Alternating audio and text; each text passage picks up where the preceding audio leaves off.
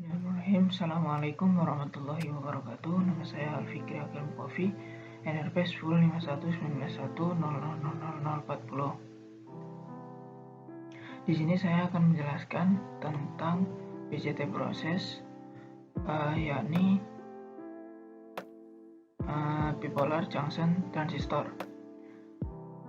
Jadi di BJT ini ada dua tipe, yaitu yang pertama tipe NPN dan ada tipe PNP. Saya akan jelaskan untuk tipe NPN. Nanti untuk tipe PNP hanya mengalir kebalikannya, begitu. Yang pertama, saya akan menjelaskan prosesnya, yakni arus yang mengalir. Yang pertama adalah bias maju aktif. Mode bias maju aktif ini akan berjalan dari transistor ini yang mengalir dari titik E. Dari titik E ini mengalir ke titik B, lalu dari titik B ini mengalir dari elektron ke titik C. Atau bisa dikatakan bahwa elektron mengalir dari titik negatif ke positif, lalu ke negatif lagi, lalu titik C. Di sini adalah aliran elektron terbesar, maksudnya voltage terbesar ada di titik C, lalu mengalir ke titik B. Nah, dari titik B ini masuk ke transistor lagi dan dialirkan melalui titik E, lalu dari titik B ke titik E, lalu dari titik E masuk lagi ke transistor dari titik B. Jadi arah alirannya adalah dari B ke dari titik C ke titik B, lalu ke titik E lagi, ke B lagi, C, lalu ke B, lalu ke E, lalu ke B lagi.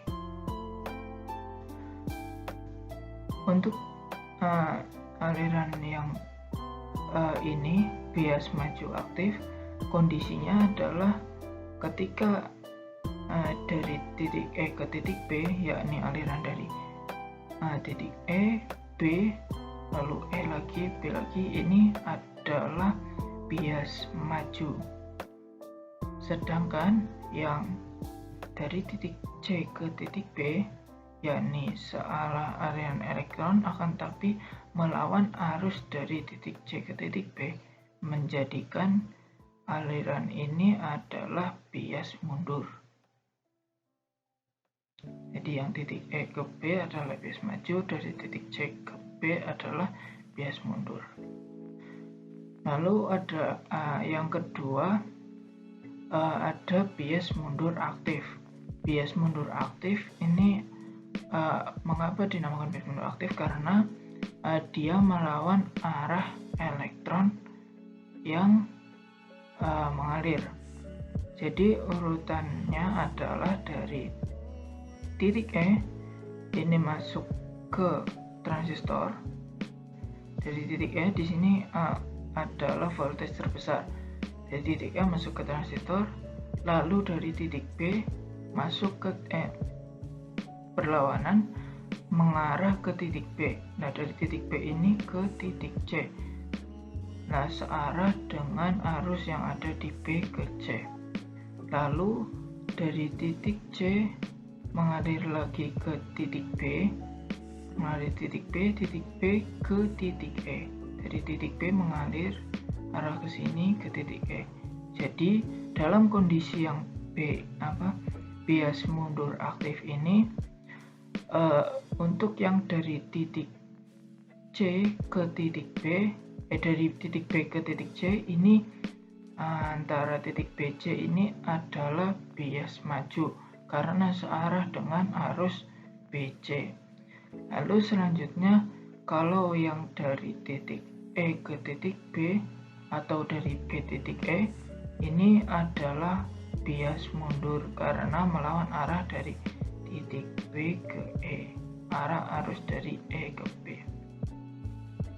Mungkin sekian yang dapat saya sampaikan, kurang lebihnya mohon maaf. Wassalamualaikum warahmatullahi wabarakatuh.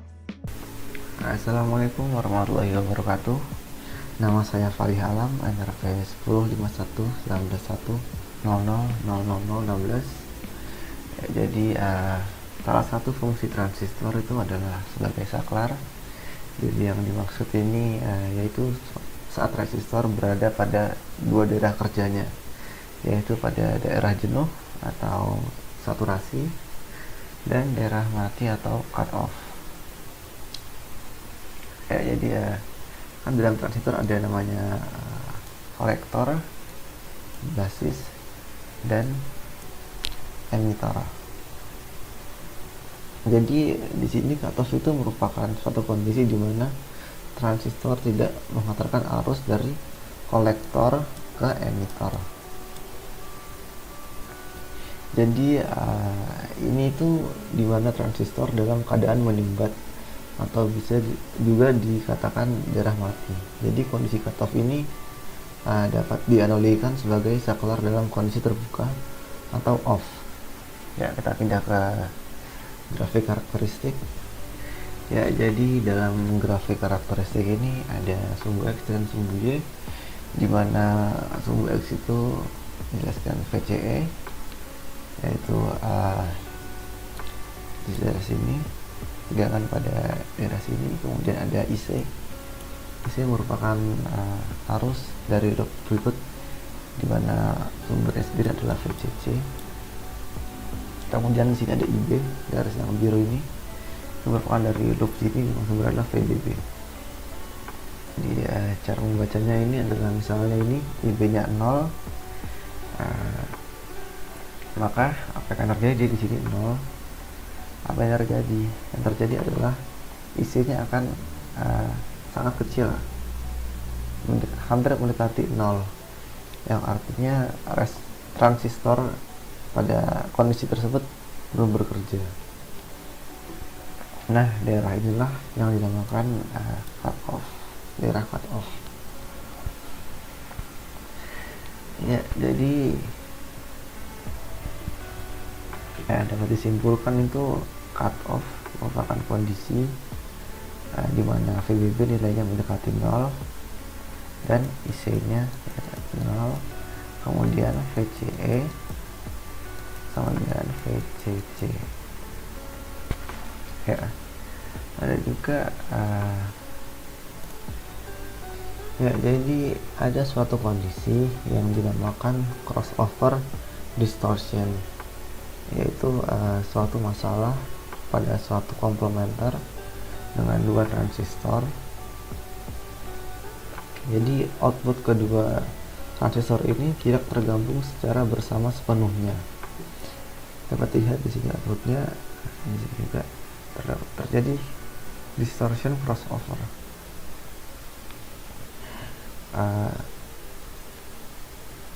Masalah ini terjadi ketika sinyal berubah atau crossover dari suatu transistor ke transistor lainnya. Nah, kejadian ini terjadi di titik tegangan 0. Disitulah sejumlah distorsi terjadi. Kondisi inilah yang disebut crossover distortion. Ya, sekian dari saya. Terima kasih. Oke, assalamualaikum warahmatullahi wabarakatuh. Perkenalkan, nama saya Muhammad Syarifan Melawa, NRP 105119100060 dari Departemen Teknik Instrumentasi Angkatan 2019. Di sini saya ingin menjelaskan tentang key point, yaitu ini adalah tegangan atau arus DC pada terminal tertentu dari perangkat aktif tanpa sinyal input yang diterapkan. Lalu yang kedua adalah operating point of the transistor atau titik operasi transistor yang bias. Lalu kita mungkin ada banyak titik perpotongan seperti key point, tetapi key point dipilih sedemikian rupa sehingga terlepas dari ayunan sinyal AC, transistor tetap berada di wilayah aktifnya. Oke, untuk titik key point ini umumnya dianggap sebagai titik potong garis beban dengan karakteristik keluaran transistor.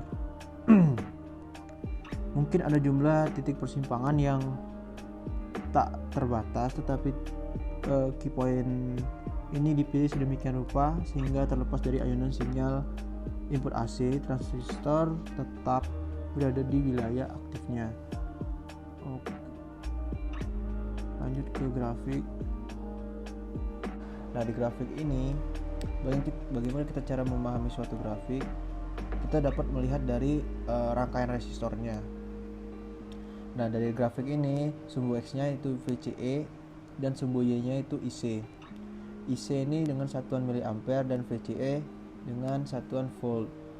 Untuk IC ini fungsinya adalah tegangan yang mengalir dari tegangan kolektor yang melewati tahanan RC baru ke kaki kolektornya.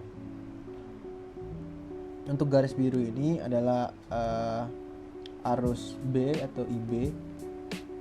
IB ini adalah pemberian arus akibat adanya dari suplai tegangan biasnya. Kita misalkan tegangan biasnya itu bernilai 0, maka IB-nya juga 0.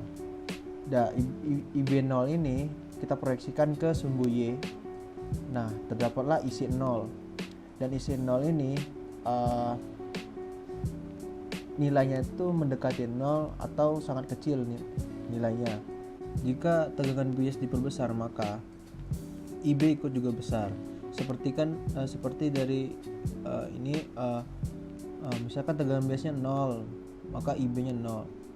Terus kita naikkan lagi tegangannya, misalkan yang kelima, maka IB juga mengikuti 5 mikroampere. Jadi bila tegangan biasnya diperbesar, maka IB-nya ikut besar juga. Nah, dan seterusnya. Nah, maka dalam kondisi tertentu IC tidak akan makin besar lagi. Dia tetap di suatu nilai atau nilai maksimalnya. Artinya IC tersebut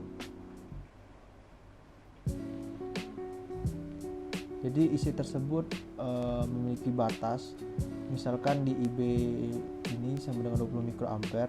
Bila kita naikkan kembali nilainya ke 25 mikroampere, maka pada kondisi tersebut dia tidak akan bernilai 25, maka dia tetap 20 karena di titik maksimalnya atau tegangannya ini sudah jenuh atau pada kondisi saturasi.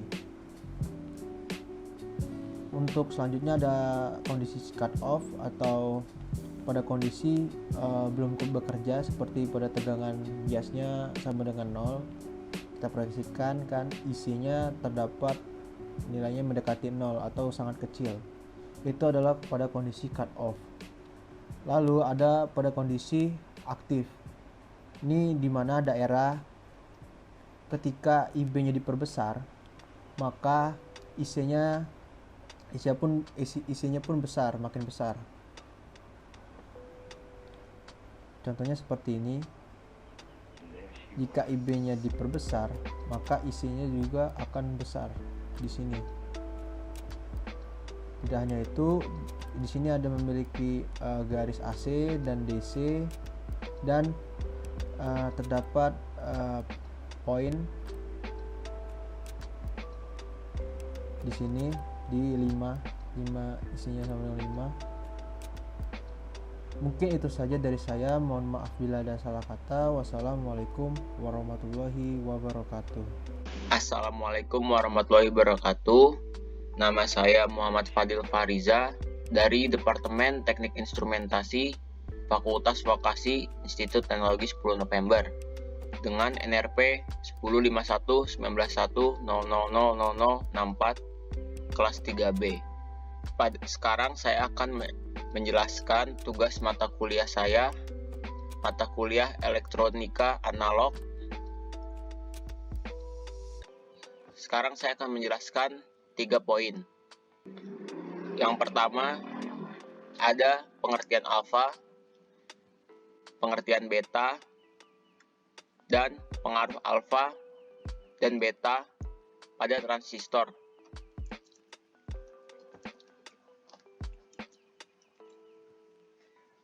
Nomor 1 adalah pengertian alfa. Pada konfigurasi basis bersama atau yang biasa disebut common base atau CB, sinyal input dimasukkan ke emitor dan sinyal output diambil pada kolektor dengan basis sebagai groundnya. Nah, di sini maksudnya adalah sinyal input dimasukkan ke emitor. Input yang ini dimasukkan ke emitor. Emitor adalah transistor yang ada panahnya. Nah, dan sinyal outputnya diambil pada kolektor dengan basis sebagai groundnya. Nah, diambil ke ground. Faktor pengaturan arus pada basis bersama disebut dengan alfa. Jadi faktor penguatan arus pada basis bersama ini disebutnya alfa. Alfa DC adalah perbandingan arus IC dengan arus IE pada titik kerja. Sedangkan alfa AC atau sering juga disebut alfa saja merupakan perbandingan perubahan IC dengan IE pada tegangan VCB tetap. Nah, maka dari itu didapatkan persamaan rumus alfa ini menjadi delta IC per delta IE dan VCB-nya sama dengan konstan. Dapat diketahui bahwa harga alfa adalah kurang dari 1 karena arus IE sebagian dilewatkan menjadi IB dan lainnya menuju kolektor menuju IC.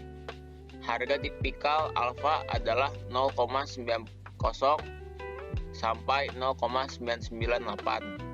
Umumnya harga alfa untuk setiap transistor dicantumkan dalam buku data dengan memasukkan arus bocor atau yang biasa disebut ICBO ke dalam perhitungan. Maka besarnya arus IC menjadi IC sama dengan alfa dikali IE ditambah ICBO. ICBO ini ada arus bocor. Sekarang yang kedua. Yang kedua adalah pengertian beta. Berbeda dengan yang alfa, sinyal input di sini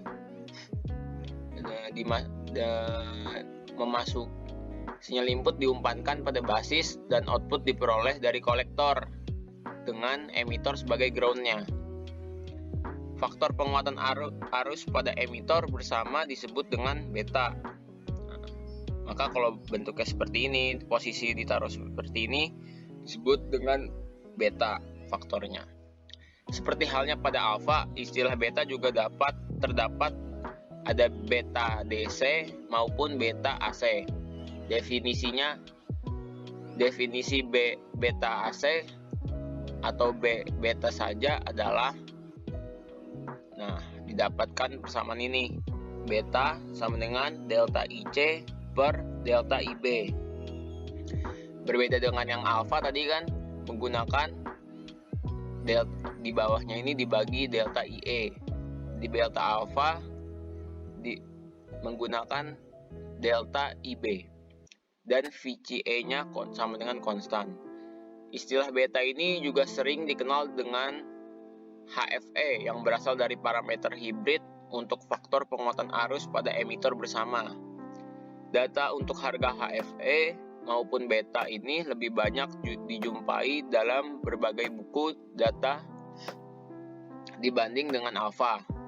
Umumnya, transistor mempunyai harga beta dari 50 hingga lebih dari 600, tergantung dari jenis transistornya. Dalam perencanaan rangkaian transistor, perlu diperhatikan bahwa harga beta dipengaruhi oleh arus kolektor. Demikian pula, variasi harga beta juga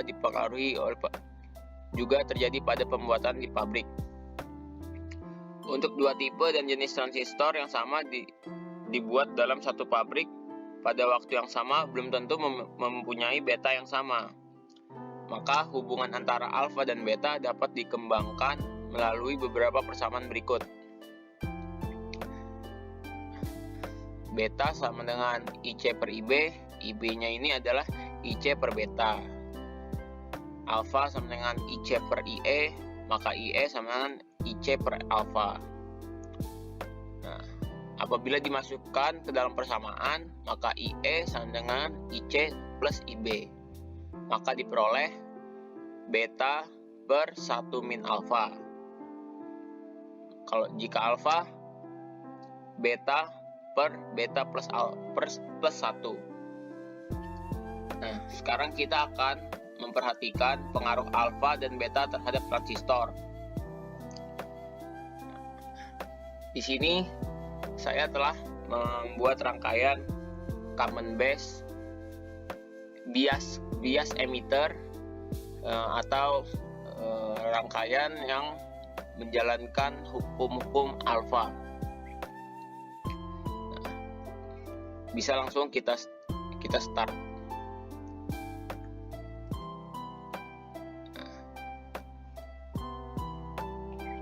Nah, di sini penguatan arus berlangsung secara bertahap, konstan, namun nilainya pasti akan selalu di bawah 1. Nah, di sini mulai naik tegangan pada sumber akan selalu naik, namun pasti akan selalu di bawah 1. Nah, sekarang kita akan membuat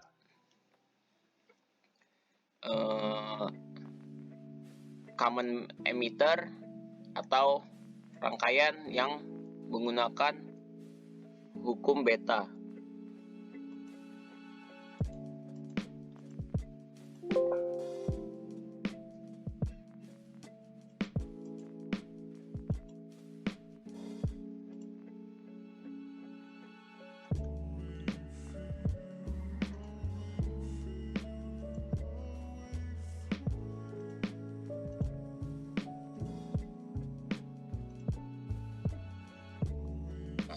Play.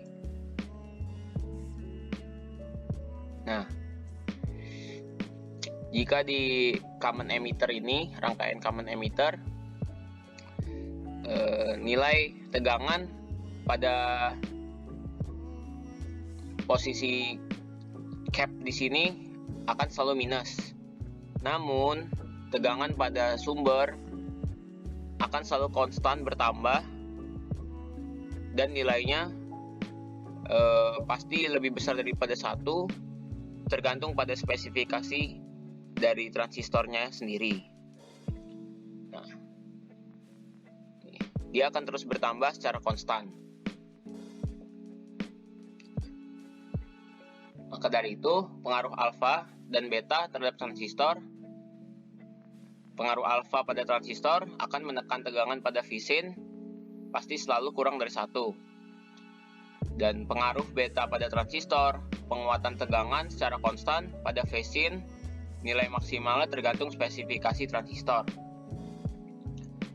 Baik, sekian dari presentasi saya. Bila ada salah, mohon maaf. Wassalamualaikum warahmatullahi wabarakatuh. Oke, Assalamualaikum warahmatullahi wabarakatuh. Nama saya Figur Gabidiansyah, NRP 10511910000552.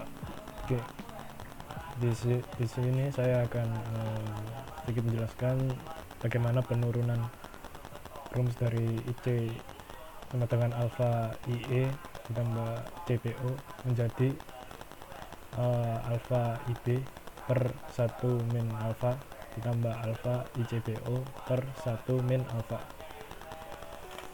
Oke, yang pertama menuju ke rumus KCL.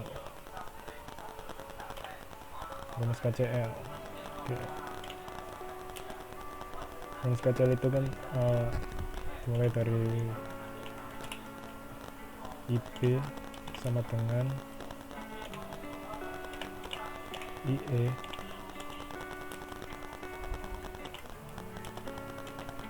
min IC.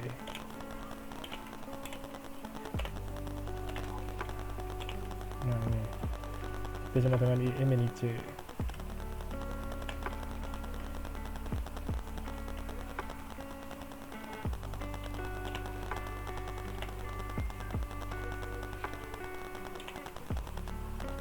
Oke.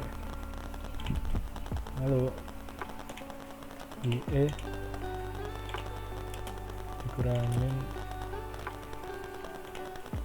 buka kurung alfa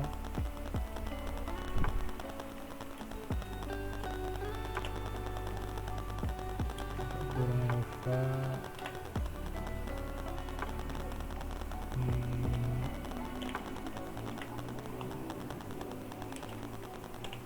kurung alfa IE min ICPO. Oke, jadi C itu alfa IE min ICPO. Nanti di bawahnya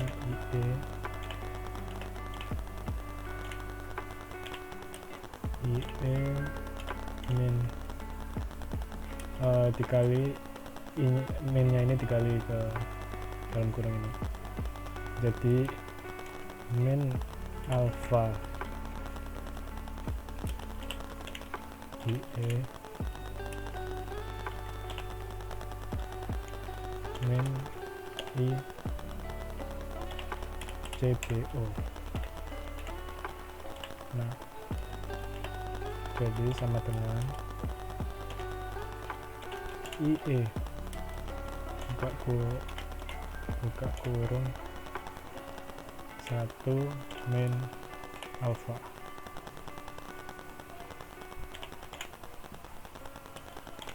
min ICPO.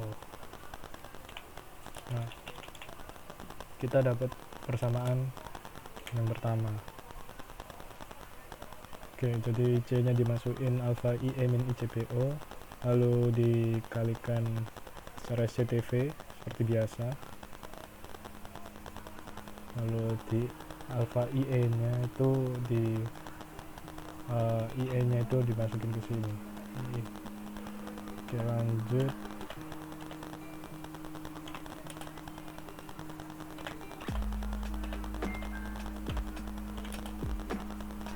Lalu IP nya udah diketahui, ini persamaan pertama, jadi lanjut ke IC.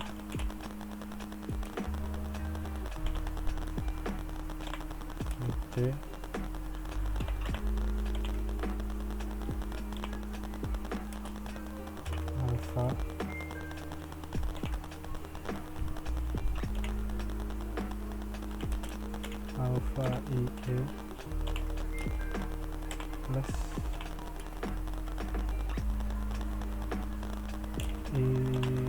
ICPO. Nah,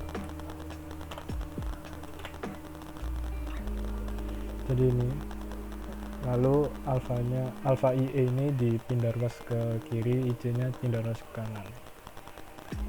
Jadi ini.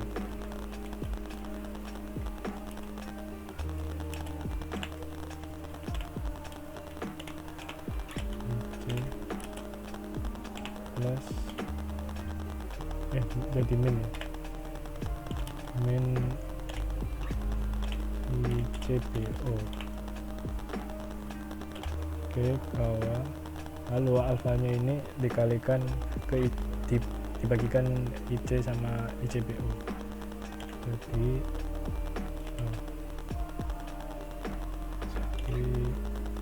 IE sama dengan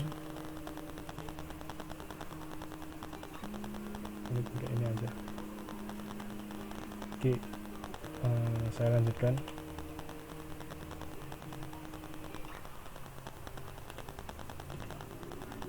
Jadi IE sama dengan IC per alfa, karena alfanya dipindah ruas. Ini jadi ICPO per alfa. Oke, ini adalah persamaan kedua.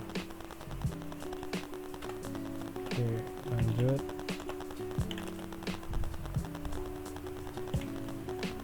persamaan pertama udah ketemu, persamaan kedua udah ketemu, lanjut ke IP.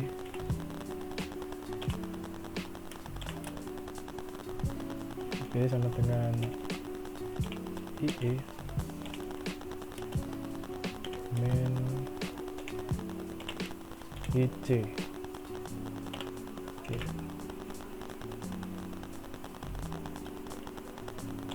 Oke.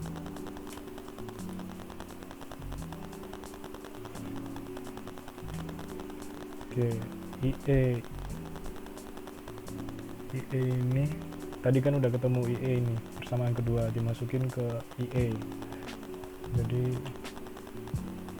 IC per alfa plus ICBO per alfa dikurangin IC nya turun, C. Oke. Lanjut jadinya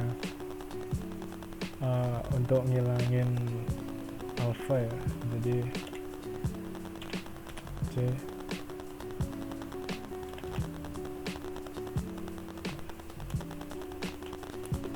jadi C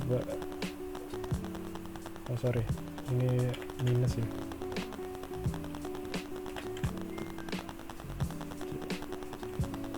Ini jadi IC dikalikan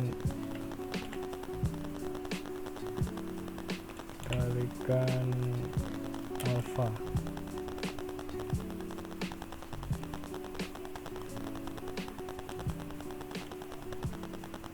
C dikalikan alfa per alfa. Nah, oke, dikurangin I. Bentar. Ini karena ini juga dibagi alfa, jadi ICBO juga dibagi dengan alfa.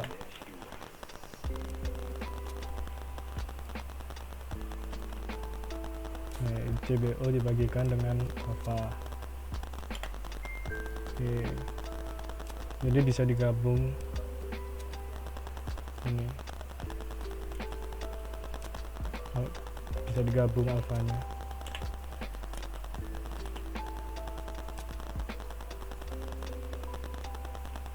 Karena mempunyai penyebut yang sama, yaitu alfa. Jadi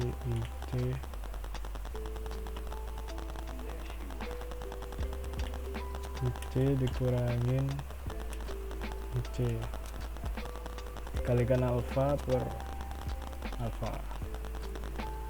Ini masih tetap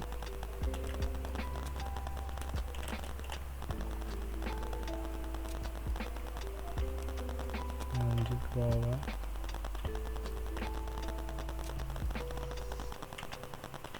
Ini biar gak bingung.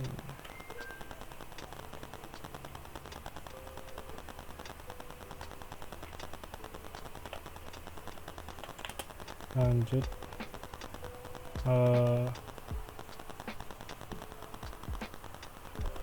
jadi 1 min alfa. Enggak.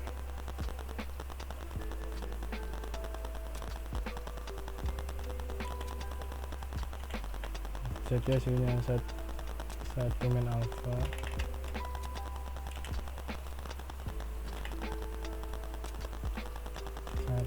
min alfa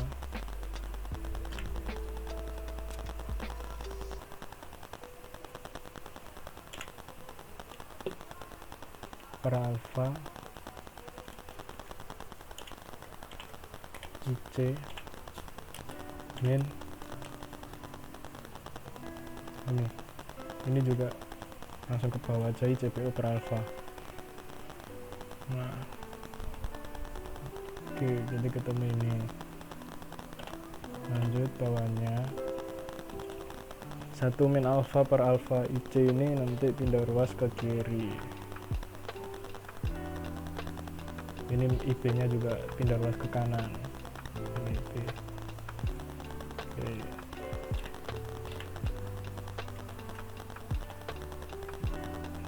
Jadi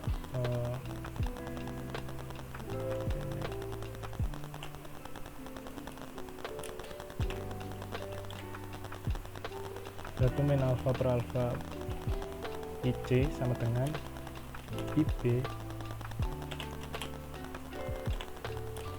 plus,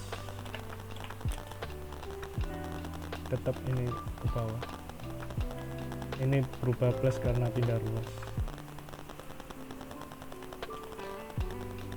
Oke, saya lanjutkan tadi 1 min alfa per alfa IC min ICBO per alfa.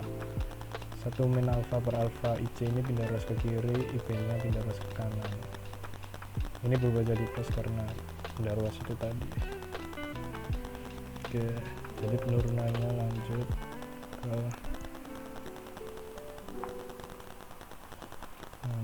ke IC.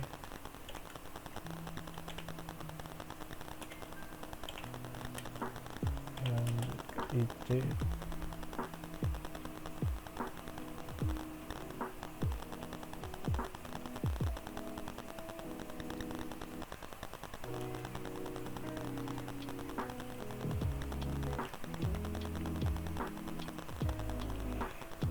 Ini jadi alfa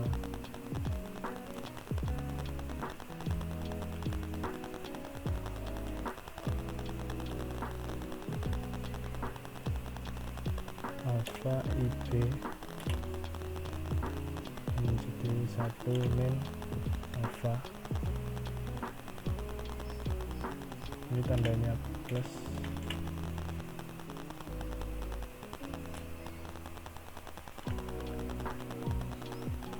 alfa ICBO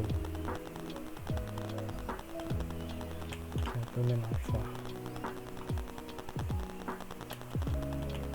ini alfa, sorry ini sini kali alfa, ini nggak perlu. Nah, jadi tadi pindah ruas, setelah itu IC nya turun, 1 min alfa per alfa ini pindah ke kanan, dikalikan dengan IB. Jadi yang alfa bawah ini, yang penyebut ini dikalikan dengan IB, 1 min alfa ini dibagikan dengan IB. Nah, 1 min alfa dikalikan alfa, ditaruh sini, taruh bawah. Ini juga sama dikalikan dengan ICBO. Jadi ya, maka menghasilkan persamaan ini.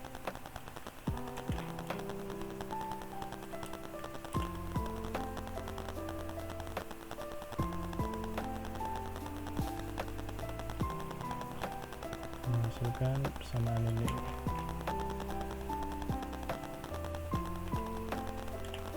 Nah, oke, jadi saya mulai dari awal. Bagaimana cara penurunan IC sama dengan alfa IE plus ICBO yang menghasilkan penurunan alfa IB per 1 min alfa ditambah alfa ICBO per 1 min alfa. Itu menggunakan rumus KCL di mana IB sama dengan IE min IC. IE nya turun, IC nya itu yaitu alfa IE min ICBO, lalu dikalikan di sini dari gini, yang menghasilkan persamaan yang pertama IE 1 min alfa I min ICBO, lalu IC sama dengan alfa IE plus ICBO. Alfa IE nya pindah ruas ke kiri, IC nya pindah ruas ke kanan. Jadi IE sama dengan IC per alfa tambah ICBO per alfa menghasilkan persamaan kedua. Oke, lalu ke IB sama dengan IE min IC. IE nya udah ketemu tadi persamaan kedua, IE nya dimasukin IC per alfa min ICBO per alfa min C. Lalu ini ditukar karena sama-sama IC, jadi IC nya tukar dengan ICBO, IC alfa min IC kali alfa per alfa min ICBO per alfa. Nah, lalu karena sama-sama dibagi dengan alfa jadikan satu aja, jadi seperti ini, menghasilkan 1 min alfa per alfa IC min ICBO per alfa. Nah lanjut, ini 1 min alfa ini dipindah ruas ke kiri, IP nya pindah ruas ke kanan. Min ICBO per alfa ini tinggal turun aja, ini menjadi plus. Lalu 1 min alfa per alfa ini pindah ke ruas kanan. 1 min alfa dibagi dengan dikali dengan ini menjadi penyebutnya IB sama ICBO,